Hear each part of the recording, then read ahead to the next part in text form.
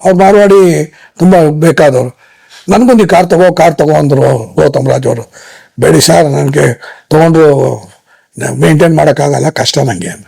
ಇಲ್ಲ ತಗೋ ಅಂತ. ಕಾರ್ ಬೀದ್ ಕೈ ಒಳಗಡೆ ಇದೆ, ಡೋರ್ ಲಾಕ್ ಆಗೋಗ್ಬಿಟ್ಟಿದೆ, ಡ್ರೈವರ್ ಹೊರಗಡೆ ಇದ್ದಾನೆ, ನಮ್ಮ ಕಾರ್ ಸುತ್ತ ಜನ ಇದ್ದಾರೆ. ನನ್ನ ಹೆಂಡತಿ ಗಾಬರಿ ಆಗೋಯ್ತು, ಏನು ಅಂತ ನೋಡಿದ್ರೆ ಈ ಥರ.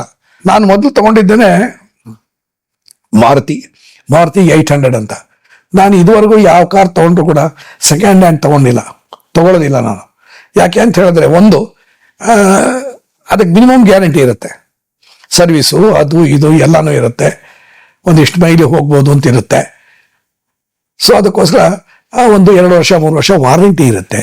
ಇವುಗಳೆಲ್ಲ ಯುಟಿಲೈಸ್ ಮಾಡ್ಕೊಳ್ಬೇಕು ಅಂತ ನನ್ನ ಐಡಿಯಾದಲ್ಲಿ ನಾನು ಯಾವಾಗಲೂ ಹೊಸದೇ ತೊಗೋತಿರೋದು. ಒಂದೊಂದು ಸತಿ ಮೊದಲನೇ ಕಾರು ಇದಕ್ಕೆ ತೊಗೊಂಡೆ, EMI ತೊಗೊಂಡೆ. ಆವಾಗ ನನಗೆ ಕಾರ್ ತೊಗೊಳ್ಳೋ ಅಷ್ಟು ಶಕ್ತಿ ಇರಲಿಲ್ಲ. ಯಾವ ಕಾರ್ ಅದು? ಮಾರುತಿ 800 ಬಂದು ಹೊಸದು ಅದು. ಮಾರುತಿ ಕಾರ್ ಬಂತಲ್ಲ, ಆ ಹೊಸ ಪೀರಿಯಡಲ್ಲೇ ಎಲ್ಲರೂ ಕಾರ್ ತಗೋ ಅನ್ನೋರು.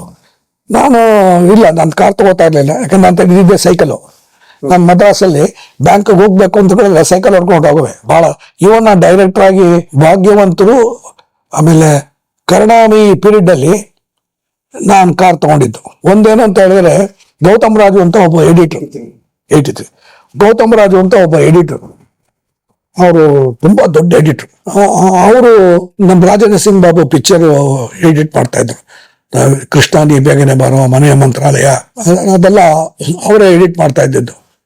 ಸೊ ಅವರು ಒಬ್ಬ ಮಾರ್ವಾಡಿ ಹತ್ರ ಕಾರ್ ತಗೊಂಡಿದ್ರು.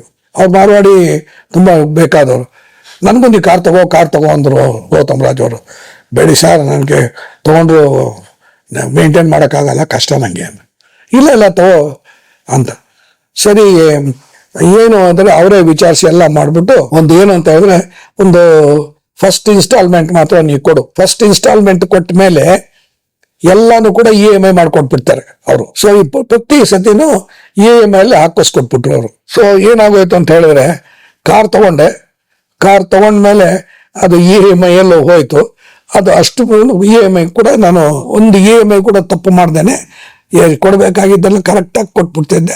ಅವನು ಏನು ಮಾಡ್ದ, ನಾನು 2-3 ಸತಿ ಕರೆಕ್ಟಾಗಿ ಕೊಟ್ಟಿದ್ದು ನೋಡಿ, ಡೂಪ್ಲಿಕೇಟ್ ಎರಡು ಬೀದ್ಕೆ ಇರ್ತಲ್ಲ, 2 ಬೀದ್ಕೆ ನನಗೆ ಕೊಟ್ಬಿಟ್ಟ. ಕಾರಣ ಏನು ಅಂತ ಹೇಳಿದ್ರೆ, ಒಂದ್ಸತಿ ನನ್ನ ಹೆಂಡತಿ ನನ್ನ ಏರ್ಪೋರ್ಟಲ್ಲಿ ಡ್ರಾಪ್ ಮಾಡಿಬಿಟ್ಟು ನಾನು ಟಾಟಾ ಮಾಡ್ಬಿಟ್ಟು ಒಂದು ಕಾರ್ ಹತ್ರ ಬಂದರೆ, ಕಾರ್ ಬೀದ್ಕೆ ಒಳಗಡೆ ಇದೆ, ಡೋರ್ ಲಾಕ್ ಆಗೋಗ್ಬಿಟ್ಟಿದೆ, ಡ್ರೈವರ್ ಹೊರಗಡೆ ಇದ್ದಾನೆ, ನಮ್ಮ ಕಾರ್ ಸುತ್ತ ಜನ ಇದ್ದಾರೆ.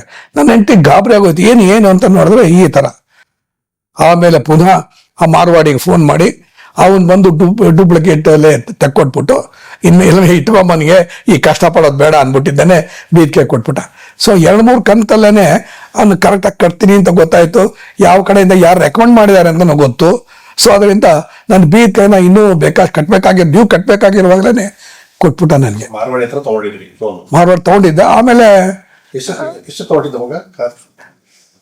ಬಹಳ ಆಶ್ಚರ್ಯ ಪಡ್ತೇನೆ. ಮೊದಲು ಮಾರುತಿ ಕಾರ್ ಬಂದಾಗ 45,000 50,000 ಇದ್ದಿದ್ದು. ಸೊ ನಾನು ಇವೆಲ್ಲ EMI ಅದು ಇದು ಎಲ್ಲ ಮಾಡಿದಾಗ ಏನಾಗೋಯ್ತು ಅಂದ್ರೆ, ನನಗೆ ಅದು ಹೆಚ್ಚು ಕಮ್ಮಿ 90,000 ರೂಪಾಯಿ ಬಿತ್ತು. ಆ 90,000 ರೂಪಾಯಿ ಬಿತ್ತಲ್ಲ, ಆಮೇಲೆ ಕಾರಣ 47,000 ಕರೆಕ್ಟಾಗಿ ಹೇಳಿದೆ. ಸೊ ಅದನ್ನ ನಾನು ಮದ್ರಾಸಲ್ಲಿದ್ದು, ಆಮೇಲೆ ಕಾರಣ ಅಂತ ಎಂತಂದ ಇಲ್ಲಿ ಶಿಫ್ಟ್ ಆದೆ. ಇಲ್ಲಿ ಶಿಫ್ಟ್ ಆದಾಗ ಅದೇ ಕಾರಲ್ಲಿ ಬಂದು, ಅಷ್ಟೊತ್ತಿಗೆ ಕಾರು 90,000 ಕಿಲೋಮೀಟ್ರ್ ಓಡಿತ್ತು. 90,000 ರೂಪಾಯಿ ಕಿಲೋಮೀಟ್ರು. ನನಗೆ ಬಿದ್ದಿದ್ದು 90,000 ರೂಪಾಯಿ. ಅದೃಷ್ಟ ಅವತ್ತು ದಿವಸ ಮಾರುತಿ ಕಾರ್ಗೆ ಒಳ್ಳೆ ಡಿಮ್ಯಾಂಡ್ ಇತ್ತು. 90,000 ರೂಪಾಯಿ ಹೋಯ್ತು. ನಾನು ತಗೊಂಡಿದ್ದು ಅಸಲು, ಓಡಿದ್ದು 90,000, ಮಾರಿದ್ದು 90. ಒಳ್ಳೆ ಚೆನ್ನಾಗಿ 90 ಸಿಂಕ್ ಆಯ್ತಿದ್ದು. ಸೊ ಆಮೇಲೆ ಕಾರುಗಳು ಬೇರೆ ಕಾರುಗಳೆಲ್ಲ ತಗೊಂಡೆ. ಕಾರಲ್ಲಿ ಮ್ಯಾಕ್ಸಿಮಮ್ ಸ್ಪೀಡ್ ಎಲ್ಲಿ ಹೋದ್ರಿ? ಮೊದಲು ನಾನು ಜಾಸ್ತಿ ಓಡಿಸ್ತಾ ಇರಲಿಲ್ಲ. ಯಾಕೆಂದ್ರೆ ನಾನು ಮೊದಲು ಕಲ್ತಿದ್ದೇನೆ ಹಟ್ಸನ್ನು, ಫೋರ್ಡ್ ಅಂತ ಕಾರಲ್ಲೇ ಡ್ರೈವಿಂಗ್ ಕಲ್ತಿದ್ದು. ಯಾವುದೋ ಕಾರಣದಿಂದ ನಮ್ಮ ಚಿಕ್ಕಪ್ಪ ಅವರು ಬೈದ್ಬಿಟ್ರು. ನಾನು ಮದ್ರಾಸಲ್ಲಿ ಮೌಂಟ್ ರೋಡ್ ಅಂತ ಇದೆ, ಶಾಂತಿ ಥಿಯೇಟರ್ ಎದುರುಗಡೆ ಮೌಂಟ್ ರೋಡ್ ಪೋಸ್ಟ್ ಆಫೀಸ್. ಯಾವುದೋ ಕಂಪನಿ ಲೆಟರ್ನೇ ಪೋಸ್ಟ್ ಮಾಡೋಕ್ಕೆ ಅಂತ ನಾನು ಕಾರ್ ತೊಗೊಂಡೋಗಿದ್ದೆ. ದೊಡ್ಡ ಕಾರ್ ಅದು, ಫೋರ್ಡೋ ಏನೋ. ಅವರು ಎಲ್ಲಿ ಭಾಗ್ಯ ಅಂತ ಕೇಳಿ ನಾನು ಭಾಗ್ಯ ಅಂತ ಕರೆಯೋದು. ಇಲ್ಲ ಇದಕ್ಕೆ ಹೋಗಿದ್ದಾನೆ ಪೋಸ್ಟ್ ಆಫೀಸ್ಗೆ ಅಂತ. ಅವರು ಏನಾಯ್ತು ಏನು ಕತೆನೋ, ಪೋಸ್ಟ್ ಆಫೀಸ್ಗೆಲ್ಲ ಹೋಗ್ಬೇಕಾದ್ರೆ ಕಾರ್ ತೊಗೊಂಡೋಗ್ಬೇಕೇನೋ, ಬಸ್ಸಲ್ಲಿ ಹೋದ್ರೆ ಆಗಲ್ವೇನೋ ಅಂದ್ಬಿಟ್ರು. ಸೊ ಹಿಂಗೆ ಹೇಳಿದ್ದಕ್ಕೆ ಮನಸ್ಸಿಗೆ ಬೇಜಾರಾಗೋಯ್ತು. ಅವತ್ತೊಂದು ದಿವಸದಿಂದ ಕಾರ್ ಡ್ರೈವ್ ಮಾಡಬಾರ್ದು, ಡ್ರೈವ್ ಮಾಡಿದ್ರೆ ಸ್ವಂತ ಕಾರೇ ಡ್ರೈವ್ ಮಾಡಬೇಕು ಅಂತ. ಆಮೇಲೆ ಡ್ರೈವಿಂಗ್ ಬಿಟ್ಬಿಟ್ಟೆ. ಆಮೇಲೆ ಈ ಸ್ವಂತ ಕಾರ್ ತೊಗೊಂಡ್ಮೇಲೆ ಡ್ರೈವ್ ಮಾಡ್ತೀನಿ. ಎಷ್ಟು ವರ್ಷ ಆಗಿತ್ತು ಅವಾಗ? ಈ ಘಟನೆ ನಡೆದು ತುಂಬ ದಿವಸ, ತುಂಬ ವರ್ಷಗಳಾಗಿ ಹೋಗಿತ್ತು. ಅವ್ರು ಬೈದರು ಅಂತ ತಗೋಬೇಕು ಅಂತಲ್ಲ, ನನಗೆ ನಿಭಾಯಿಸ್ಬೇಕಾಗಿದ್ದು. ನೀವು ಕಾರ್ ತೊಗೊಂಡ್ರೆ ನಿಭಾಯಿಸೋ ಶಕ್ತಿ ನನಗಿರಬೇಕು. ನಾನು ಅಷ್ಟೇನು ಡೈರೆಕ್ಟ್ರಾಗಿ ಮಾಡ್ತಿದ್ದಾಗ ನಮ್ಗೆ ಬರ್ತಾ ಇದ್ದದ್ದು 1,500, 1,25,000, 3,000, 4,000, 5,000. ಆಮೇಲೆ ಕೊನೆಗೆ ಬರುವಾಗ 20-25,000. ಕಾರ್ ತಗೋಬೇಕಾದ್ರೆ ಎಷ್ಟಿತ್ತು? ಕಾರ್ ತಗೊಳ್ಬೇಕಾದ್ರೆ ನಾನು ಡೈರೆಕ್ಷನ್ ಶುರು ಮಾಡಿದ್ದೆ. 2 ಪಿಕ್ಚರ್ ಆಗಿತ್ತು ನಂದು. ಅಲ್ಲಿ ಅಸೋಸಿಯೇಟ್ ಡೈರೆಕ್ಟರ್ ಆಗೇನೆ 20,000 ತೊಗೊಂಡಿದ್ದೆ. ಆಮೇಲೆ ಮೊದಲನೇ ಪಿಕ್ಚರ್ 25,000 ಇರಬೇಕು. ನನಗೆ ಅಸೋಸಿಯೇಟ್ ಡೈರೆಕ್ಟ್ರಿಗೂ ವ್ಯತ್ಯಾಸನೇ ಇಲ್ಲ ಅಮೌಂಟಲ್ಲಿ. ಬಟ್ ಹುದ್ದೆ ಬೇರೆ, ಅದ್ರ ತೃಪ್ತಿ ಬೇರೆ, ಅದು ಕೊಡೋ ಪೊಸಿಷನ್ಸೇ ಬೇರೆ, ಎಲಿವೇಶನ್ನೇ ಬೇರೆ ಅದು. ಸೊ ಅದು ನಮ್ಮ ದ್ವಾರಕೀಶ್ ಕಂಪನಿ. ಎಲ್ಲಿಂದನೋ ಕರ್ಕೊಂಡ್ಬಂದು ಒಬ್ಬ ಡೈರೆಕ್ಷನ್ ಕೊಟ್ಟಿದ್ದು. ಅದು ರಾಜ್ಕುಮಾರ್, ಸರೋಜಾ ದೇವಿಂದ್ರ ಪಿಕ್ಚರು, ಭಾಗ್ಯವಂತರ ಪಿಕ್ಚರ್ ಅವಕಾಶ ಸಿಗೋದೇ ಕಷ್ಟ. ಅಂಥದ್ದು ಸಿಕ್ಕಿದೆ. ಅದರಲ್ಲಿ ದುಡ್ಡು ನಾನು ಕೇಳ್ತಾನೆ ಇರಲಿಲ್ಲ. ಅವನ ಶೆಡ್ಯೂಲ್ ಮುಗಿದ್ಮೇಲೆ ಏನೋ ದುಡ್ಡು ಕೊಡೋರು ಎತ್ಕೊಂಡು ಹೋಗೋದು, ಕೊನೆಗೆ ಇದನ್ನ ಅಕೌಂಟ್ ಸೆಟ್ಲ್ ಅಂತನೋರು ಅಷ್ಟೇ. ದ್ವಾರಕೀಶ್ ಹತ್ರ ಯಾವತ್ತೂ ಅಮೌಂಟ್ ಕೇಳಿದವನಲ್ಲ. ಮಾರುತಿ ಕಾರ್ ಆಯ್ತು. ಮಾರುತಿ ಕಾರ್ನ ಮಾಡಿದ್ಮೇಲೆ ಇನ್ನೊಂದು ಮಾರುತಿ ಕಾರ್ ತಗೊಂಡೆ. ಅದು ಮಾರುತಿ ಕಾರೇನೆ. ಅದು ಸ್ವಲ್ಪ ದಿವಸ ಓಡಿಸ್ದೆ. ಆಮೇಲೆ ಅದಾಯ್ತು. ಅದನ್ನು ಮಾರಿದೆ. ಇನ್ನೊಂದು ಐಡಿಯಾ ಏನು ಬಂತು ಅಂದರೆ, ವ್ಯಾನ್ ತಗೋತು ಅಂದರೆ ಫ್ಯಾಮಿಲಿ ಎಲ್ಲ ಹೋಗ್ಬೋದಲ್ಲ. ಮಾರುತಿ ವ್ಯಾನ್ ತಗೊಂಡು ಏನು ಮಾಡಿದೆ ಅಂದರೆ, ಇವತ್ತಿನ ದಿವಸಕ್ಕೆ ಮಾರುತಿ ವ್ಯಾನಿಗೆ ಎಕ್ಸ್ಟ್ರಾ ಸೀಟ್ಸ್ ಹಾಕ್ಕೋಬೋದು, ಅವರೇ ಕೊಡ್ತಾರೆ. ಅವತ್ತಿನ ದಿವಸ ನಾನು ಎಕ್ಸ್ಟ್ರಾ ಸೀಟ್ ಹಾಕ್ಕೋಬಾರ್ದು ಕಾನೂನು ಪ್ರಕಾರ. ಮುಂದ್ಗಡೆ 1 ಸೀಟು, ಹಿಂದ್ಗಡೆ 3 ಡ್ರೈವರು, 5 ಜನ ಕಾನೂನು ಪ್ರಕಾರ. ಸೊ ನಾ ಏನು ಮಾಡಿದೆ, ಕಾನೂನು ಉಲ್ಲಂಘನೆ. ಹಿಂದ್ಗಡೆ 1 ಸೀಟ್ ಹಾಕ್ಬಿಟ್ಟು, ವರ್ಕೊಳೋ ಸೀಟ್ ಅಲ್ಲದೆ ಉಕ್ಕುದು ಡ್ರೈವಿಂಗ್ ಸೀಟ್ಗೆ ಎದುರು ಅಂಟ್ಕೊಂಡಿರೋ ಹಾಗೇನೆ ಇನ್ನು 3 ಸೀಟದ್ದು ಒಂದು ಹಾಕತ್ತೆ. ಖಂಡಿತ ಉಲ್ಲಂಘನೆ. ಸೊ ಮಾಡಿಕೊಂಡು ಏನು ಮಾಡ್ತಂದ್ರೆ, ಅವಾಗ ನನ್ನ 2ನೇ ಮಗಳು ಇಂಜಿನಿಯರಿಂಗ್ ಓದ್ತಾ ಇದ್ಲು, ಫಸ್ಟ್ ಇಂಜಿನಿಯರಿಂಗು. ಸೊ ಅವಳಿಗೆ ಎಕ್ಸಾಮ್ ಮುಗಿಸಿ ಅವಳನ್ನೂ ಕೂಡಿಸ್ಕೊಂಡು ಸೌತ್ ಇಂಡಿಯಾ ಟ್ರಿಪ್ಪು. ಯಾರ್ಯಾರು ನನ್ನ 3 ಹೆಣ್ಣು ಮಕ್ಕಳು, ಆಮೇಲೆ ನಮ್ಮ ಮನೆಯವರು, ನಾನು, ಡ್ರೈವರು, ನಮ್ಮ ಅತ್ತೆ ದ್ವಾರಕೀಶ್ ತಾಯಿ. ಅವ್ರು ಯಾವಾಗಲೂ ನನ್ನ ಜೊತೆನೇ ಇರೋರು, ನನ್ನ ಕಂಡ್ರೆ ಇಷ್ಟ. ಆಮೇಲೆ ಏನಾದರೂ ಮಗಳೇ ತಾನೆ. ಸೊ ಇಷ್ಟು ಜನನೂ ಹೋದು ವ್ಯಾನಲ್ಲಿ. ಸೌತ್ ಇಂಡಿಯಾ ಟೂರ್ ಎಲ್ಲ ಮಾಡ್ಕೊಂಡು ಬಂದು. ಜನ ಆಯ್ತು. ನೀವು, ನಿಮ್ಮ ಮನೆಯವರು, 3 ಜನ ಮಕ್ಕಳು, 5 ಡ್ರೈವರ್ 6, ನಿಮ್ಮ ಅತ್ತೆ 7 ಜನ. ನಮ್ಮ ಅತ್ತೆ ಸ್ವಲ್ಪ ದೊಡ್ಡ ಒಳ್ಳೆ ಸೈಜು. ಅವ್ರಿಗೆ ಹೆಚ್ಚು ಕಮ್ಮಿ 2 ಸೀಟು 3 ಸೀಟು ಬೇಕಾಗೋದು ಆ ಥರ. ಆಮೇಲೆ ಮಕ್ಕಳು ಯಾವಾಗಲೂ ಇಜ್ಜೇನೋ. ನನಗೆ ನಮ್ಮ ಅತ್ತೆ ಕಂಡ್ರೆ ತುಂಬ ಇಷ್ಟ, ಅವ್ರಿಗೂ ಅಷ್ಟೇ ನನ್ನ ಕಂಡ್ರೆ ತುಂಬ ಇಷ್ಟ.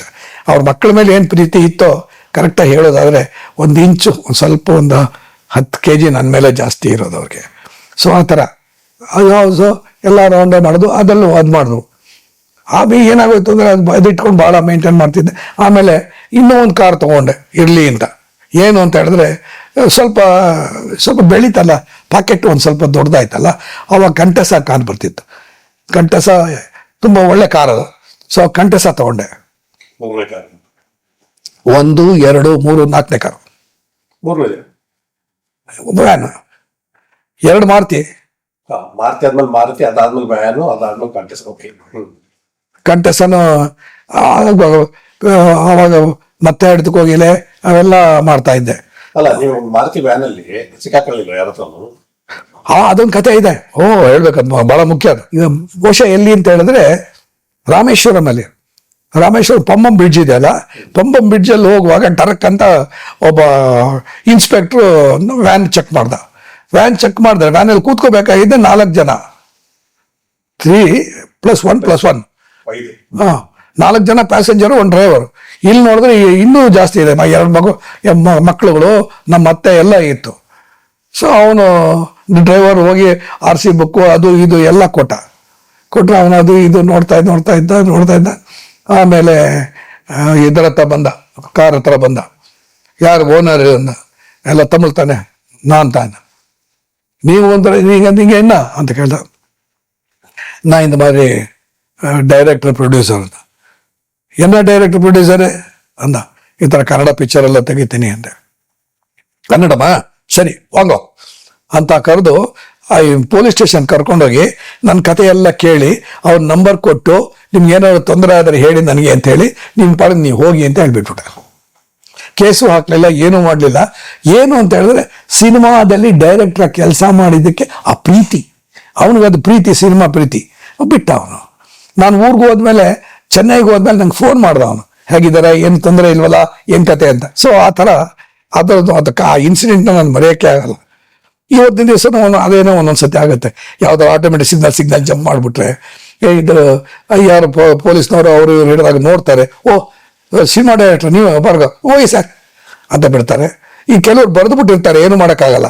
ಆವಾಗ ನಾವು ಏನು ಮಾಡೋಕ್ಕಾಗಲ್ಲ ಸರ್, ಬರೆದು ಬಿಟ್ಟಿದ್ದೀನಿ ಅಂತ ಫೈನ್ ಹಾಕಿ ನಾ ಕೊಡ್ತೀನಿ ಅಂತೀನಿ. ಸೊ ಆ ಥರ ಎಲ್ಲ ಥರದ್ದೂ ಆಗುತ್ತೆ, ವೈಲೇಷನ್ ಇರುತ್ತೆ. ಸತಿ ಕಾನೂನು ಉಲ್ಲಂಘನೆ ಮಾಡಿ ಸಿಕ್ಕಾಕೊಂಡಿದ್ದು ಸಾಕೊಂಡು ಇಲ್ಲಂತ ಇಲ್ಲೇ ಸಿಕ್ಕಾಕಿದ್ದೆ, ಇಲ್ಲಿ ಇದ್ರ ಹತ್ರ ಸಂಪಿಗೆ ಥಿಯೇಟರ್ ಹತ್ರ ಅಂತ ಸಾಕ.